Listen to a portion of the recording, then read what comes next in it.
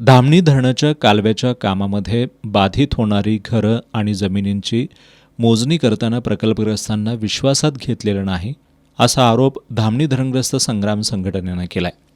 त्यामुळं घरं आणि जमिनींचा योग्य मोबदला संबंधित प्रकल्पग्रस्तांना मिळावा यासाठी फेरमोजणी करावी या मागणीसाठी धरणग्रस्त संग्राम संघटनेनं प्रजासत्ताक दिनापासून साखळी उपोषण सुरू केलं आहे. या उपोषणाच्या पार्श्वभूमीवर आज राधानगरी तहसीलदार कार्यालयाच्या सभागृहात प्रांताधिकारी सुशांत बनसोडे यांच्या अध्यक्षतेखाली प्रशासन आणि धरणग्रस्त प्रतिनिधी यांची बैठक झाली.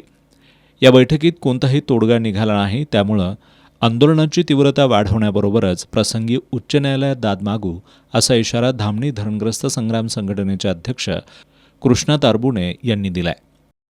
या बैठकीमध्ये फेरमोजणी या संदर्भात चर्चा करण्यात आली.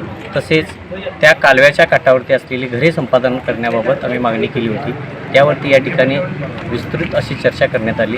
त्याचबरोबर या वळण कालव्यामध्ये बाधित होणारे 196 शेतकरी त्यांच्या पुनर्वसनाची तजवीज करण्यासंदर्भात या ठिकाणी डिटेलमध्ये चर्चा करण्यात आली.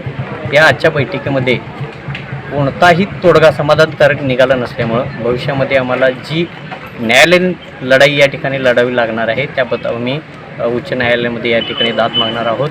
तसेच आमचं जे काय या ठिकाणी साखळी उपोषण सुरू आहे, येणाऱ्या पुढच्या दिवसामध्ये या आंदोलनाची तीव्रता अधिक गतीनं या ठिकाणी वाढवून जोपर्यंत आम्हाला या ठिकाणी न्याय मिळत नाही तोपर्यंत आमचं आंदोलन आम्ही या ठिकाणी सुरू ठेवू. कार्यकारी अभियंता रोहित बांदिवडेकर यांनी धरणग्रस्तांना विश्वासात घेऊनच कामकाज होणार असून धरणग्रस्तांवर कोणताही अन्याय होणार नसल्याचं सांगितलंय. आजच्या बैठकीला अभियंता SM पाटील यांच्यासह KP अरबुणे, महादेव पाटील, कृष्णा गुरव, केरबा लाड, आनंदा डवरी, संतोष घुमे, संतोष पाटील आदी उपस्थित होते.